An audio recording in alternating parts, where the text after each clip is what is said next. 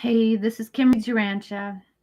I'm here by myself today. Okay, I'm going to read from the Urantia book. You bet. First, I got 365 Days, Walking the Red Road by Terry Jean. Okay, so today is February 19th, and we are honoring Kanakuk,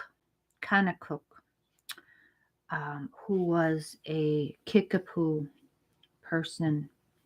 He was a 19th century Native American visionary.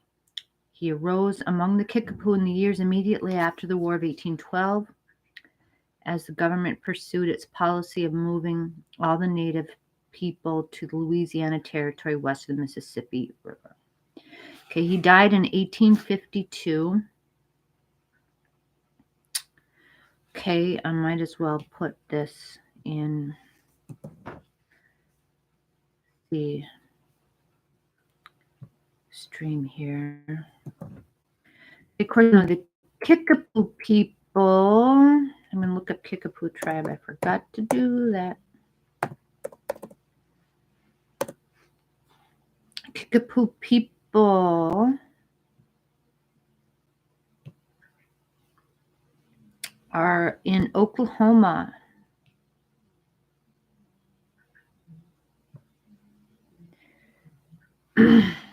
They are in Oklahoma and Kansas. What is this? So they're in Kansas and Oklahoma.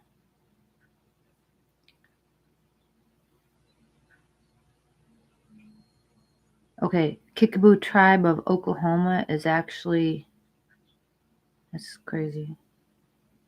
Kickapoo tribe of Texas, tribe of Oklahoma, and Kansas. So they're kind of spread out. I think that happened to a lot of people, a lot of them, was they got relocated, right?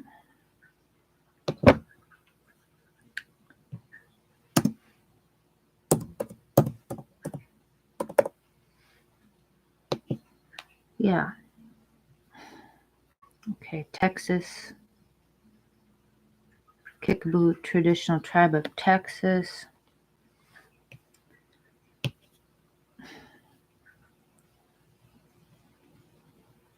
Yeah, I don't know. Okay.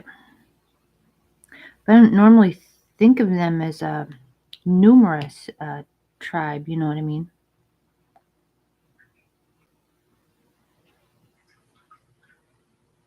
Some of them are spread out. Okay, I'm going to go ahead now. So this is Kanakuk addressing General William Clark, who was, of Lewis and Clark fame, explorer of the Mississippi or the Louisiana Territory there. Okay, so he says, some of our chiefs make the claim that the land belongs to us. It is not what the Great Spirit told me. He told me that the lands belong to him, that no people owns the land, that I was not to forget to tell this to the white people when I met them in council. Nobody owns the land. Yeah, you don't own land. No. It's really weird. We pay rent.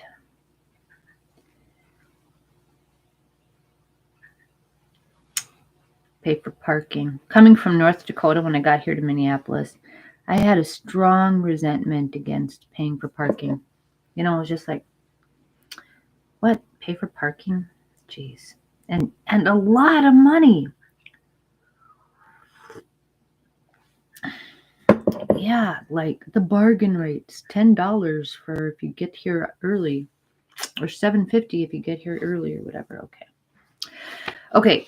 Did you know a medicine pipe is a sacred tool of Native tradition used to bring one closer to the Creator? The smoke acts as a communication device, bridging the two worlds. Yeah, so the smoke from the pipe goes up to the Creator. Yes, of course I knew that. I don't know. Maybe a lot of people don't know that. So the pipe is important. And it's not, they used to smoke all kinds of things. Well, tobacco, sure, tobacco is sacred. Just mix all kinds of things in with the tobacco, the sage and the stuff, sweetgrass, and using all kinds of things. But it's the smoke. And to this day, I love just the smell of something burning, the smoke. Well, I suppose some things are nicer to smell than others. But yeah, the smell of sage burning or sweetgrass burning, just sweet, just wonderful. Yeah. Okay. We're going to read. Okay, this is a really beautiful picture of like a tree trunk. You can see all kinds of faces in here if you look.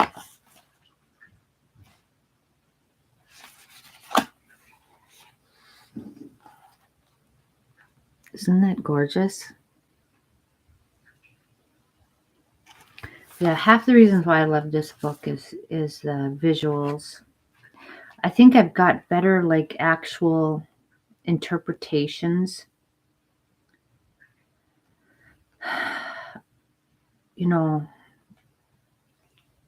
But these are just beautiful photography in here. So okay, so this is 19.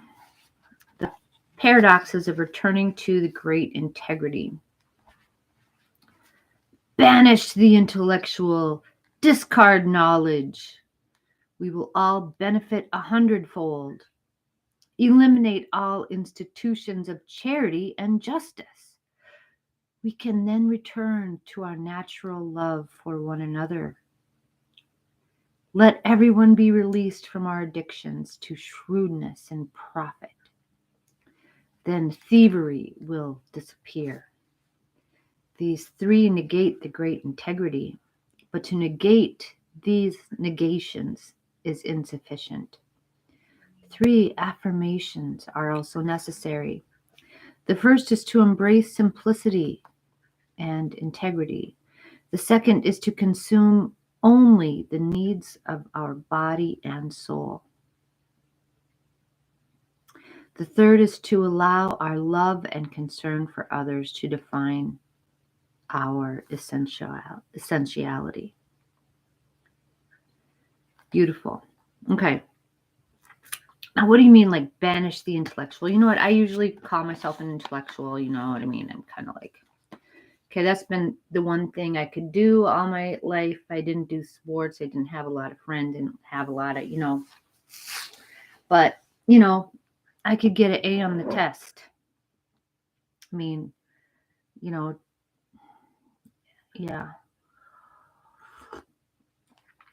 So, I could memorize things. But we're not talking about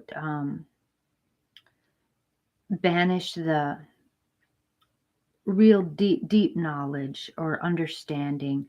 We're banishing the superficial kinds of knowledge, that recognizing that these things are superficial and trivial here. And it's true. It doesn't matter what you know. What you know here is much more important than what you know here. Okay? What you know here, until it filters down to caring for how you're going to use it to care for yourself and your world and other people, it doesn't matter that much,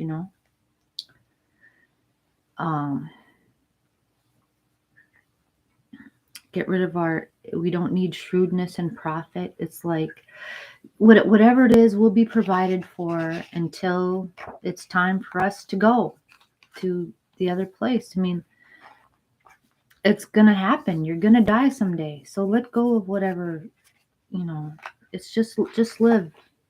Just live. Just live. Just do your best. Don't worry, be happy. Don't worry, be happy now. Yeah. Eliminate institutions of charity and justice. Well, that's easy to say here, but then, if you just do that, that's a big jump too.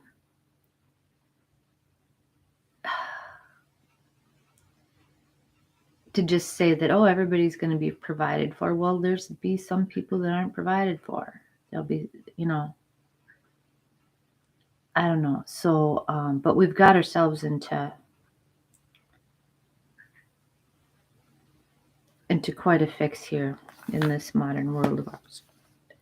I don't know all the ways out of it. Okay. Okay, we're going to look at the Urantia book.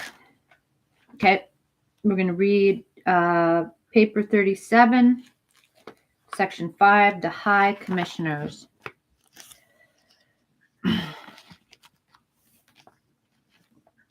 Okay.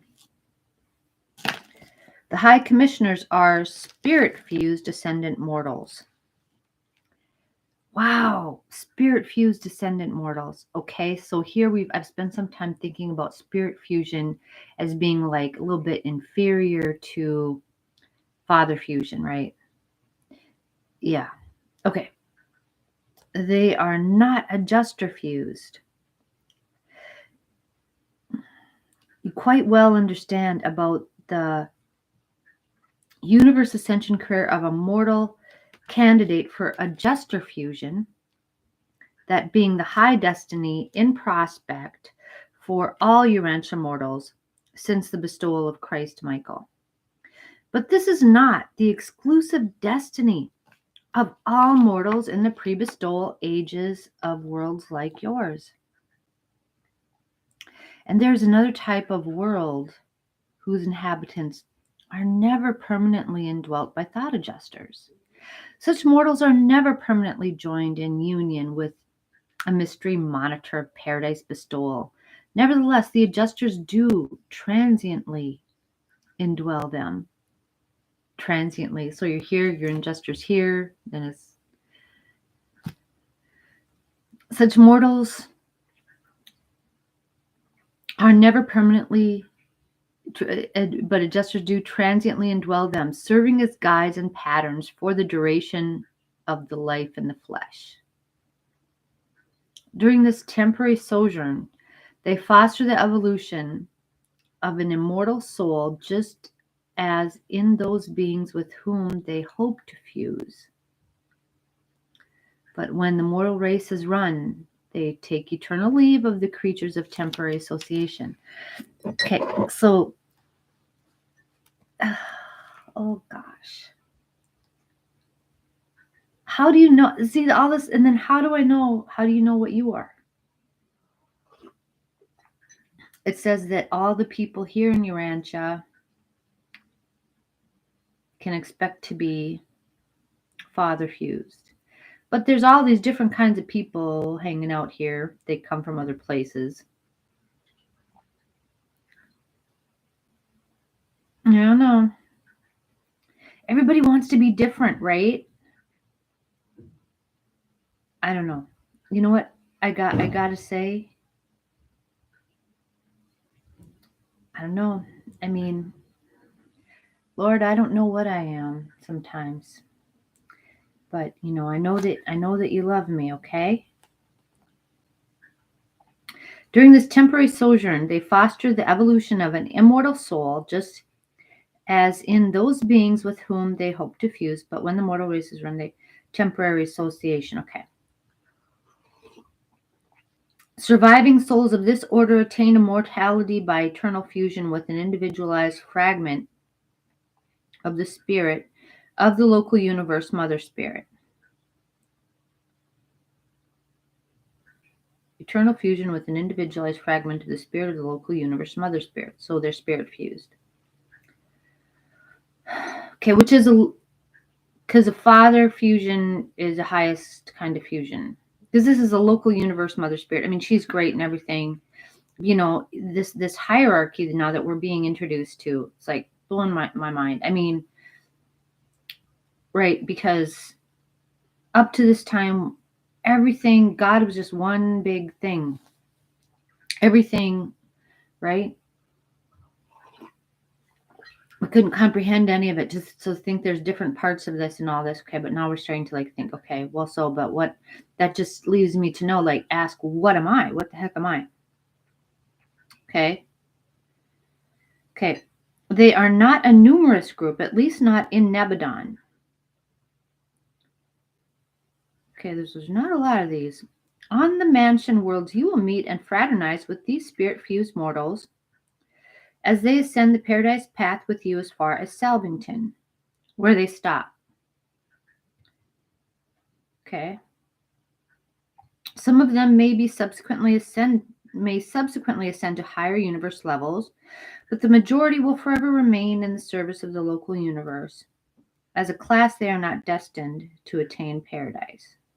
Okay, now, and does that seem fair? Sometimes, like, okay, these guys work hard and are doing, but it's just not, it's not their nature. It's just not, I don't know.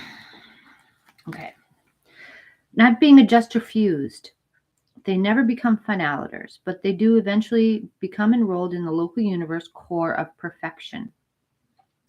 They have in spirit obeyed the Father's command, be you perfect. Okay. So, but these are high commissioners. After attaining the Nebadon core of perfection, spirit-fused descenders may accept assignment as universe aids. Right, universe aids, right? We're talking about universe aids. Yeah, different kinds of, yeah. They can accept this being one of the avenues of continuing experiential growth which is open to them. Thus do they become candidates for commissioners to the high service of interpreting the viewpoints of the evolving creatures of the material worlds to the celestial authorities of the local universe.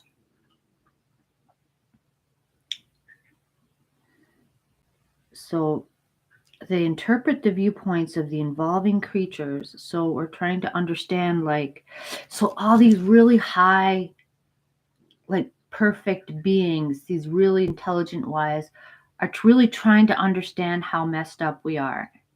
And these spirit-fused high commissioners are trying to explain it to them, how these crazy people down here think, what they feel, what their experience is, and what they're getting, what they're not getting. So that's just so amazing. Okay. After attaining the Nebadon core of perfection. Okay, we already did that. Okay, paragraph 5 I'm on. The high commissioners begin their service on the planets as race commissioners. Race commissioners. In this capacity, they interpret the viewpoints and portray the needs of the various human races. They are supremely devoted to the welfare of the mortal races whose spokesmen they are. After seeking to obtain for them mercy, justice, and fair treatment in all relationships with other peoples, race commissioners function in an endless series of planetary crises and serve as the articulate expression of whole groups of struggling mortals. So this is like a race. Okay, so race, I'm going to expand this definition of race to do it like not just with skin color, because, the race of African American people, that's a whole different bag than like Black African people, African natives. right? So they're, yeah, yeah.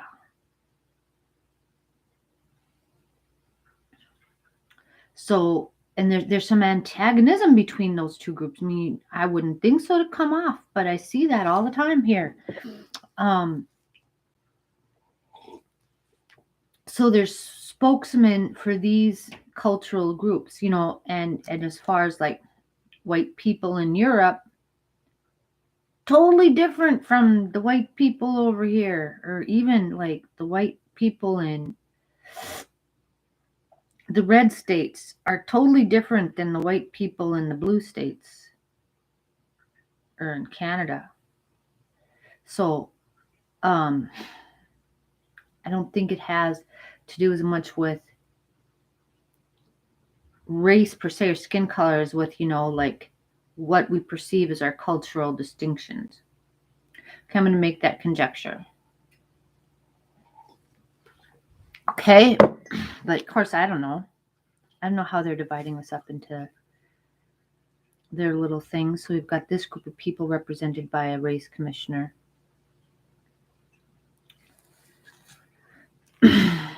After long experience in problem solving on the inhabited worlds, these race commissioners are advanced to the higher levels of function, eventually attaining the status of high commissioners and in the local universe.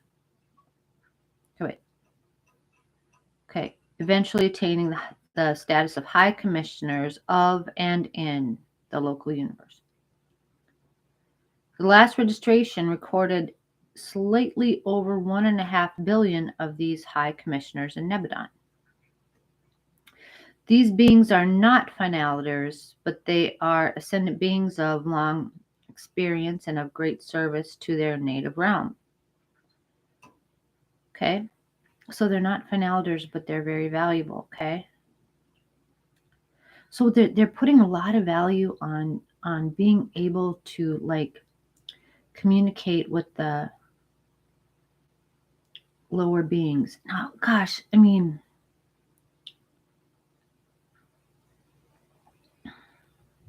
yeah. So this blows. This is really something, because they're valuable because they're all perfected in everything, right? But we're valuable because they need to understand us. We need to understand them, because needing to be reflected in the other. Yeah. Okay. We invariably find these commissioners in all the tribunals of justice, from the lowest to the highest. Not that they participate in the proceedings of justice, but they do act as friends of the court, advising the presiding magistrates, respecting the antecedents, environment, and inherent nature of those concerned in the adjudication. High commissioners are attached to the various messenger hosts of space and always to the ministering spirits of time.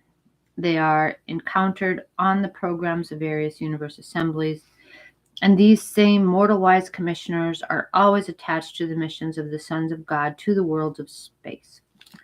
Whenever fairness and justice require an understanding of how a contemplative policy or procedure would affect the evolutionary races of time, these commissioners are at hand to present their recommendations. They are always present to speak for those who cannot be present to speak for themselves. Oh, that's such a valuable service. Okay, the worlds of the spirit-fused mortals. The 8th group of 7 primary worlds. How is it the 8th group of 7?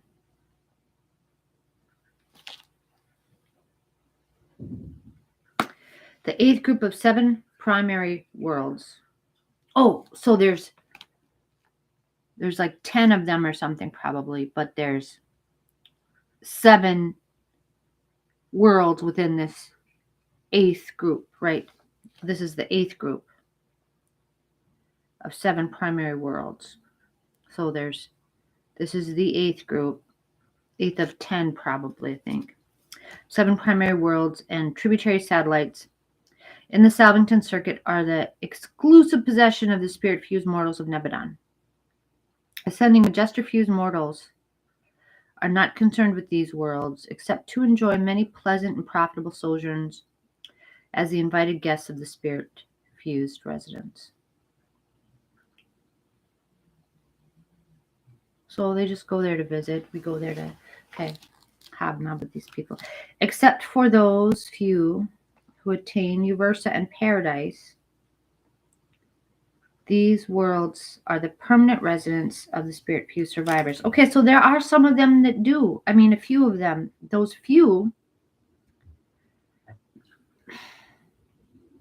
Okay, so that's possible. I mean, but mostly these are the permanent residents of these survivors. Such designed limitation of mortal ascent reacts to the good of the local universes by ensuring the retention of a permanent evolved population whose augmenting experience will continue to enhance the future stabilization and diversification of the local universe administration. These beings may not attain paradise, but they achieve an experiential wisdom and the mastery of Nebadon problems that utterly surpasses anything attained by the transient descenders.